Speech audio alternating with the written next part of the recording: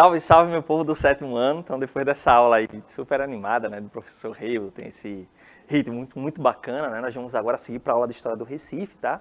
Sou o professor Henrique Nelson e hoje estou acompanhado de Kézia, nossa intérprete de Libras, né, que faz o nosso trabalho, um trabalho fantástico, muito importante para que as nossas aulas cheguem a todos e todas, sejam de fato inclusivas, né? Então, e esse é um dos compromissos que nós temos, tá bom? E também estou acompanhado aqui do meu parceiro, né, o professor Chicleteiro, professor de História, professor Luciano. Oi, pessoal, tudo bom com vocês? Tenho só uma coisa para dizer para vocês. Sextou! Olha, no sextou ainda que é isso, pessoal, a gente ainda tem aula hoje, tá bom? Então nós estamos aí, né, na nossa sequência. É sexta-feira, a gente já está comemorando, já está em clima ali, né, de terminando a semana, né, já encarando o final de semana, mas ainda temos alguns compromissos aqui, né? Mas vamos nesse ritmo bom da sexta-feira, né, professor? Olha só, o senhor está aí fazendo o quê e como é que as pessoas fazem para poder conversar aqui conosco? Eu Ele sextou.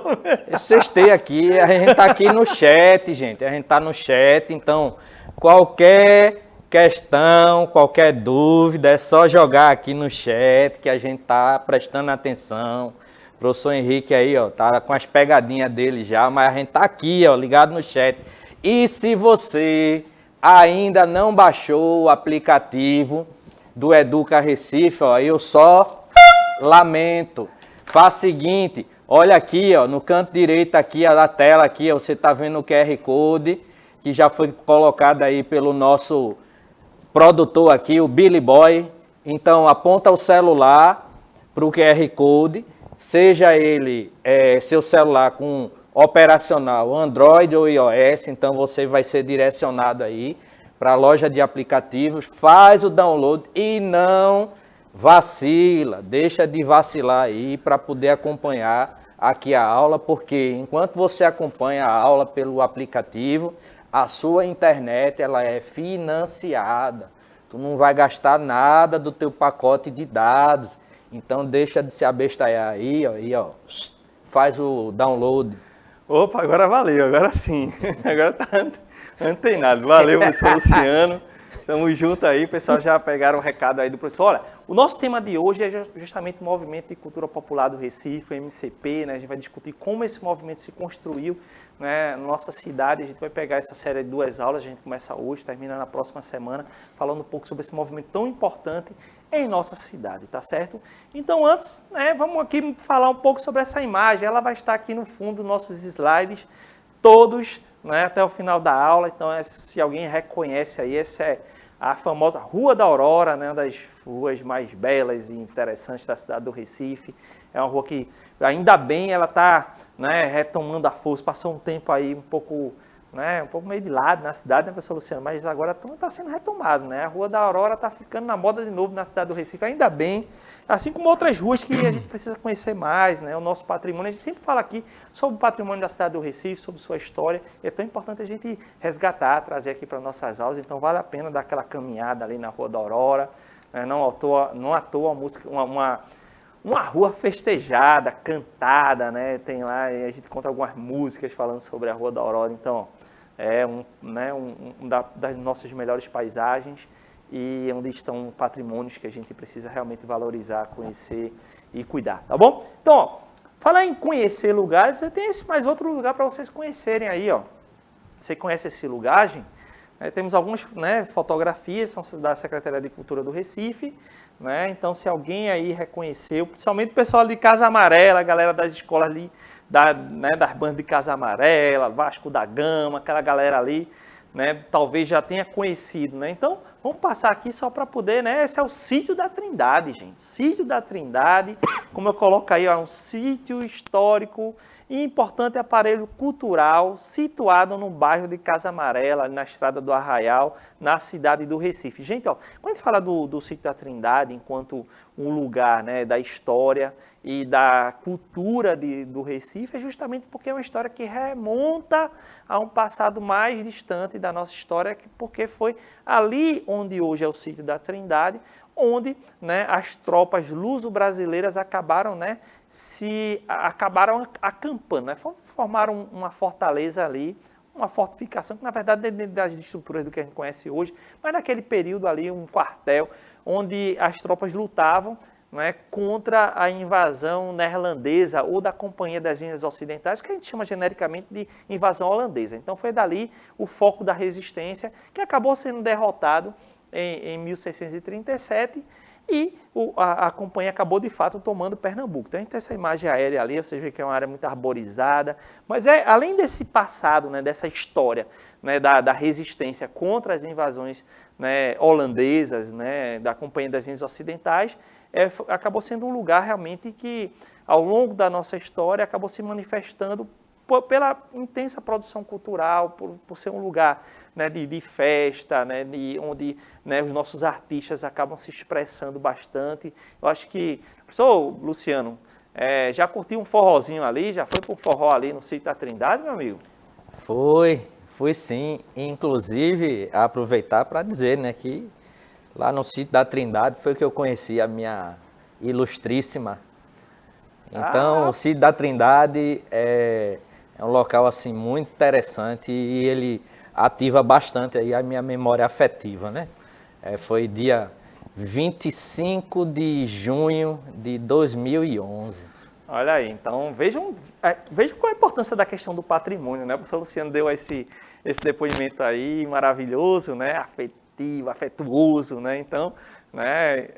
Porque o patrimônio é isso, né? Porque ele está ligado à nossa história, está ligado a essa história a história oficial, mas também está ligado às nossas histórias, às nossas pequenas histórias, nossas histórias afetivas, à lembrança. Eu tenho uma lembrança muito interessante quando eu era criança, né, professor Luciano, que eu era chatinho, né? Eu disse que eu ainda sou, mas para ir para festa e tal, a Bia está dizendo que eu ainda sou muito chato, enfim. Mas eu não gostava muito de ir para festa. Aí meus pais foram, né, ao sítio da Trindade e me levaram, porque o meu irmão mais novo queria ir para o sítio da Trindade, para a festa de São João. E aí eu fui, acabei gostando muito e tal, mas na volta o carro do meu pai quebrou, a gente teve que empurrar o carro de madrugada.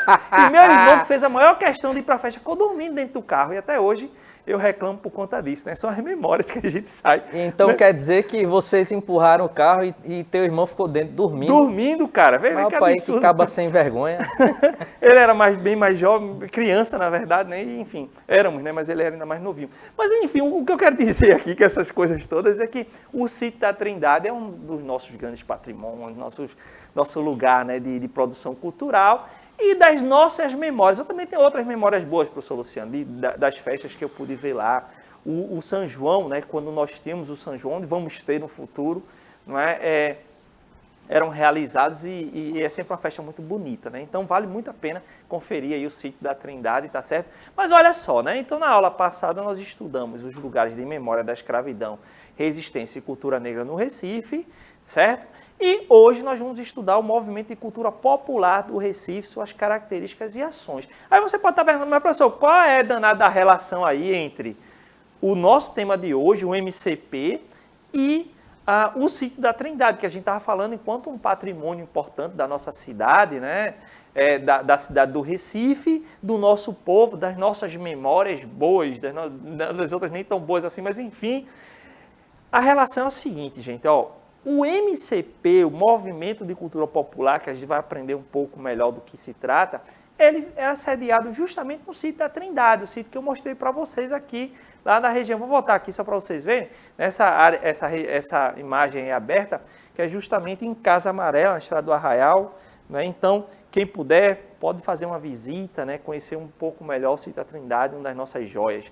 Certo, gente? Então, ó, vamos entender um pouco do contexto histórico do MCP que acabou se instalando aí no sítio da Trindade, tá certo? E que a gente, né, vai trabalhar aqui. Ó. Primeiro, falar um pouco sobre esse contexto histórico. O contexto histórico é o seguinte: o MCP ele acabou sendo fundado, né, no início da década de 60, e é importante dizer que o final dos anos 1950 e início dos anos 1960, eles foram marcados por muitas mobilizações dos movimentos sociais, gente. Então, em termos gerais, o que eu quero dizer com movimento social? Então, turminha aí do 7º ano. Movimento social se refere justamente a uma organização da sociedade lutando por algum direito que está sendo negado, não é, a nós, enquanto cidadãos, tá certo? Então, nós temos movimentos sociais que lutam pelo direito à terra, movimento social que luta pelo direito à moradia, à saúde, à educação, à igualdade de gênero, né, à igualdade racial, enfim. Então, nós temos muitos movimentos sociais. E esse período da década de 1950, principalmente a segunda metade, início da década de 60, ela foi muito movimentada no Brasil inteiro, né? A gente tinha um avanço ali de movimentos mais progressistas, que escutavam um pouco melhor os movimentos sociais, tá certo? E aí, eu posso destacar, por exemplo, na imagem que vocês estão, que eu estou exibindo aqui, nós temos muitos trabalhadores, né, agricultores de chapéu, com instrumentos de trabalho na mão, como enxada, como facão, por exemplo, né, enfim, então essas pessoas elas estão ali, esses trabalhadores e trabalhadoras estão em um movimento, em um encontro do movimento dos trabalhadores rurais, né, que existiam no final da década de 50, que nós chamamos de ligas camponesas, que começou aqui em Pernambuco. Então, as ligas camponesas, elas realmente movimentaram muitos trabalhadores no campo, tá certo? Principalmente na área da zona açucareira, né, da zona da mata de Pernambuco, e se espalharam por outras partes do Brasil, sobretudo aqui no Nordeste. Pelo quê? Lutando pelo quê? Pelo direito dos trabalhadores rurais que até então não tinham direitos trabalhistas, vejam só. Então era a luta daqueles trabalhadores e trabalhadoras do campo. Além, claro, dos sindicatos, dos trabalhadores das fábricas que estavam lutando, do movimento dos estudantes, a gente tem um movimento cultural, né, que existia a partir da União Nacional dos Estudantes da UNE, que chegou a fazer produção de filmes, de músicas, de teatros, né, produção literária, sempre, né, valorizando a cultura do Brasil. Então, foi um momento de muita movimentação, a gente chama efervescência de lutas sociais e de valorização da cultura popular, né? Da cultura popular, e eu me refiro justamente a essa cultura, assim, de forma bem genérica, produzida pelo povão, né? Pelas nossas massas, é aquela cultura que nem sempre está presente, né? Nos círculos acadêmicos, né? Das universidades, dos grandes, sabe, de uma cultura mais erudita, né? Que está muito baseada no estudo, né? É algo muito no campo da tradição, do dia a dia, do fazer do dia a dia, do popular. Então, a gente chama disso de cultura popular. Então, foi um período de valorização dessa cultura popular, tá bom? Então, momento de efervescência política, né, dos movimentos sociais, de luta pelas conquistas, pelos direitos e de valorização, né, da cultura popular enquanto manifestação política também. Tá certo? Então vamos lá, vamos seguindo. Se vocês tiverem alguma dúvida, por favor, é só, né, escrever aí no chat, o professor Luciano está aí para ler a sua mensagem, para repassar aqui para a gente, tá certo? Com qualquer hora, o professor Luciano pode interromper aí, tá certo? Que a gente está a postos para responder, para comentar, enfim, tá certo? Todo mundo tranquilo aqui. Ótimo. E aí eu quero destacar, né? A gente sabe que a história ela não é feita por uma pessoa só, nem por duas pessoas, nem há, né, o sujeito mais importante, né, na história. Mas, né, a história foi, ela é coletiva, né? Todos e todas fazem a história. Todos e todas fazem a história. Agora a gente destaca alguns sujeitos que naquele momento ocupavam um lugar, né, de governo, né, enfim, a chefia de algo que acabou, né, abrindo, né, a partir da sua atuação os diálogos, né, para que as massas pudessem, né, ter mais força na sua fala. E um sujeito, né, eu quero destacar aqui o sujeito do Miguel Arraes. Né? Então, o Miguel Arraes, gente, o Miguel Arraes de Alencar, ele foi um personagem político importante, sim, no estado de Pernambuco. Ele foi prefeito da cidade do Recife entre 1960 e 63 e governador do estado de Pernambuco entre 63 e 64, quando houve um golpe de estado, né, a ditadura militar, e acabou tirando do poder.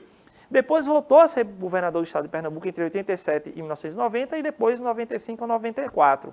Tá? E o Miguel Arraes, ele foi justamente o prefeito da cidade do Recife quando o movimento de cultura popular ele emerge. Né? Então, nesse sentido, ele era o governante da nossa cidade no momento de valorização, né, do MCP. Tá? Então, esse, de modo geral, foi o contexto que a gente, né, chamou a atenção, inclusive chamando a atenção que o Miguel Arraes, ele também, enquanto prefeito e depois governador, também foi um interlocutor com os movimentos sociais, né, conversou bastante com os movimentos sociais, sobretudo os trabalhadores do campo. Né, e daí a gente destaca esse papel dele enquanto governante, mas de outros, como Francisco Julião, né, e dos trabalhadores e trabalhadoras que, né, estiveram aí nas lutas, tá bom? Então, ó, o que foi o MCP? Você pode dizer, mas a gente está falando de movimento de cultura popular, MCP, basicamente o que foi? Então, a gente pode conceituar assim, ó.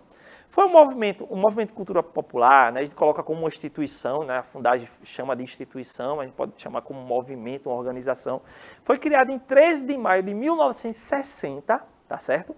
E recebeu a influência de intelectuais francês, do movimento francês, chamado Povo e Cultura. Né? Esse é um movimento cultural que valorizava essa cultura que emerge da população.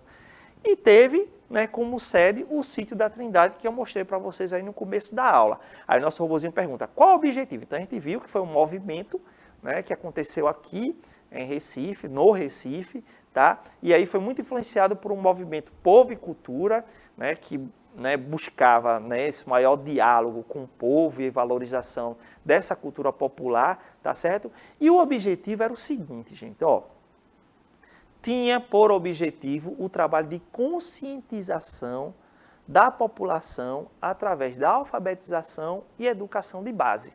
Então, basicamente, o MCP tinha esse objetivo, era conscientizar a população, né? E esse processo de conscientização vinha através da alfabetização, lembrando que é um momento em que uma parte significativa da nossa população era analfabeta. E aí, né, nós tínhamos intelectuais, estudantes e tal, que acreditavam que, uma vez que a população ela tivesse, né, essa possibilidade de ler e fizessem leituras que o ajudassem a pensar o mundo, a fazer leituras do mundo, né, essa população podia ter mais consciência para cobrar mais sobre seus direitos. Então, era dentro dessa perspectiva. Tá certo? Inclusive, o nosso robozinho está dizendo aí, ó, o que significa, aí a gente fala de conscientização, de consciência de massa, o que significa essas ideias de conscientização de massas? Então, de modo geral, é o seguinte, né, quando a gente, né, tem o nosso povo, a massa do nosso povo, a nossa população passa dos 200 milhões de pessoas, e aí, imagine se essas 200 milhões, 220 milhões de pessoas, né, que fazem parte, que compõem o nosso país, sendo a maior parte dessa população é pobre. A maior parte dessa população não tem boas condições de moradia, de transporte, de trabalho, de acesso à água, esgoto, à educação e tantas outras coisas. E imagine se essa população ela tem uma maior consciência de como melhorar a sua vida, cobrando dos governantes fazer melhor por nós. A gente sabe que não fazem ainda o suficiente para a gente. A gente sabe que muitas ações elas não beneficiam a população mais pobre. Então, imagina se o povo toma essa consciência que algo melhor pode ser feito por nós. Se essa população começa a lutar. Então, a ideia de conscientizar a massa, né, se refere justamente a ajudar essa população, por parte, né, isso é uma visão de alguns intelectuais, dizer assim, olha, vamos ler, vamos se informar, né, vamos discutir aqui a nossa situação e qual a melhor forma de cobrar os nossos direitos. Então, a ideia de consciência é fazer com que a população tomasse consciência, tomasse a ideia de que podem fazer mais. Se, por exemplo, chega no momento da eleição, a gente sabe, né, que existe muito na nossa cidade, no Brasil inteiro, tem candidato que chega nas nossas comunidades dando dinheiro ao povo, para o povo votar, dando coisa ao povo, para o povo votar, e muitas vezes esse sujeito se elege. E às vezes, e o que acontece é que ele que deu dinheiro, ou ela que deu dinheiro lá para uma família votar nele ou nela, não vai ter compromisso nenhum, porque já pagou. A gente sabe que isso acontece. Imagina um povo que tivesse consciência que não aceitasse dinheiro dessa gente, que não aceitasse nada dessa, a não ser o compromisso de melhorar a vida dessas pessoas. Então a ideia de conscientização passa por isso, de tomar consciência do que é certo, dos seus direitos, de como cobrar, né? de poder entender os mecanismos do governo, né? Ou seja, isso pode ser feito? Pode, então a gente vai cobrar por isso. Isso não tem como ser feito agora, então vamos pensar em formas de até contribuir para que aquilo possa ser feito em outro momento, né? Enfim, A ideia de tomar consciência é essa, né? De ter mais ciência do que acontece ao nosso redor. Então, o MCP tinha como objetivo justamente esse trabalhar a conscientização do povo, do nosso povão da cidade do Recife, tá certo? Então é o seguinte, o MCP, ele era composto, e aí quais eram os grupos que estavam presentes? Educadores e educadoras, intelectuais, artistas e estudantes. Então esses grupos, naquele momento de efervescência do Brasil, que foi marcado justamente por vários movimentos populares, né? Eles estavam organizados basicamente em 3 grupos no MCP, né? Então o MCP reunia esse povo todo, tá certo? E eles organizaram os seguintes grupos do MCP. Formação da cultura, né? O DFC, a documentação e informação, que era justamente que ia registrando tudo aquilo que o grupo ia produzindo, e a difusão da cultura. Veja que a questão da cultura tem um papel muito importante no sentido de formar, e aí passa pela educação, e de difundir, de espalhar, né, as nossas manifestações culturais. Professor Luciano, a gente pensa aí, né, quando tem o MCP e todo esse projeto, que é realmente um trabalho muito importante, feito ali, né, no começo da década de 60, pelo menos as intenções, elas são bem interessantes, não é isso?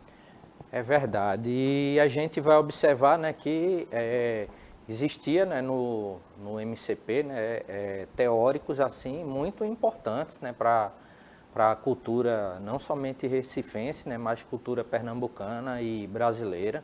Nós tínhamos personagens como o Ariano Suassuna, o Paulo Freire, né, o grande educador Paulo Freire, o Abelardo da Hora. A gente tinha aí muitos personagens e assim, o movimento ele traz uma proposta tão interessante que quando ocorreu o golpe militar em 1964, tanques, né, foram levados para as entradas lá do sítio da Trindade e os seus idealizadores eles saíram de lá presos, né, inclusive depois disso o próprio educador Paulo Freire ele terminou preso, né, terminou mais na frente sendo exilado, foi para fora do país e assim passou um bom tempo, né, fora do país sem poder retornar para o Brasil, voltando somente anos mais tarde. E quando ele retorna, já retorna, né, com a bagagem, né, de escritos sobre pedagogia, sobre educação, muito importantes. Não é à toa, né, que o Paulo Freire ele será mais na frente, né, escolhido como patrono, né, da educação brasileira. E é importante conhecer sobre a teoria, né, do Paulo Freire, que nada mais é do que aquilo que o professor Henrique já vem falando, né, a necessidade, né, de uma educação que assim trabalhe o desenvolvimento da criticidade, né, o desenvolvimento do pensamento crítico, para que a gente não acredite em tudo aquilo que é veiculado, né, pelos meios de comunicação, pela imprensa, e que a gente aprenda a questionar as informações, né, que são veiculadas, né, e que são entregues, né, para a gente, né? Então, assim, é só fazer esse apontamento para lembrar, né, que foi um movimento muito importante. É isso aí, professor Luciano, né? O professor Luciano, né, fechou aqui, né, essa ideia muito bem, né, de que, de fato, o MCP tinha, enfim, interesses, objetivos, né, bem fortes, né, necessários, né, principalmente a gente está falando da década de 60, com a população em maioria analfabeta e que não tem acesso à informação. Se hoje nós temos acesso a tanta informação na internet e tal, e mesmo assim as pessoas não conseguem distinguir, né, o que é uma informação claramente falsa, né, e para outras questões, quanto mais naquele período, né? Então, era preciso realizar esse trabalho. E aí eu quero destacar, né, justamente esse é o Departamento de Formação da Cultura, né? Então, o Departamento de Formação da Cultura, ele se destacou, gente, de seguinte modo, né, nesse trabalho de valorização, de difusão e formação da cultura popular, tá? E aí, destaque, né, para as artes plásticas, para o artesanato, para a dança e para o canto, né? E aí, nesse caso, a gente tem aí um panfleto, né, que chamava a população aí para o primeiro Festival de Teatro do Recife. Gente, o Departamento de Formação da Cultura vai reunir intelectuais, artistas, educadores, educadoras, enfim, no sentido de observar, né, de realizar estudos acerca da produção dessa cultura popular aqui no Recife, de formar também pessoas a partir desses artistas populares mesmo, ou seja, que os próprios artistas populares possam, né, trabalhar junto a outros, junto à população, junto aos estudantes, no sentido de valorizar, de expressar a nossa cultura popular, tá certo? E aí, nesse sentido, né, junto com isso, fazer que essas pessoas elas pudessem se entender enquanto cidadãos e cobrar também os seus direitos. Então, a cultura é uma forma também de conscientização, de manifestação política, de luta pelos seus direitos, tá certo? Então, nesse sentido, esse trabalho cultural, ele foi muito importante, né? Então, a gente vai das artes plásticas, da pintura, da escultura, tá certo? Esse artesanato que né, tem essa marca muito importante da cultura popular, né, as manifestações de dança, do canto, e aí hoje a gente tem, né, a cidade do Recife é tão rica nesses aspectos, né, então nós tivemos esse trabalho importante. Eu quero destacar aqui, né, esse personagem muito importante da nossa história, que é Abelardo Germano da Hora, Abelardo da Hora, que nasceu na cidade de São Lourenço da Mata, né, uma cidade da região metropolitana do Recife, da região oeste, né, então, Abelardo da Hora nasceu em São Lourenço da Mata, né, então ele foi artista plástico, foi escultor, poeta, professor, desenhista, né, teve um trabalho muito importante nas artes plásticas, então a gente vai ver das esculturas, dos poemas, dos desenhos do Abelardo da Hora, todos no sentido da valorização da cultura popular, de levar, inclusive circulando nos meios intelectuais e acadêmicos, tá certo? Os aspectos dessa cultura do povo do Recife, do povo pernambucano, né? Então a gente vai, como o professor Luciano falou, para além da cidade do Recife.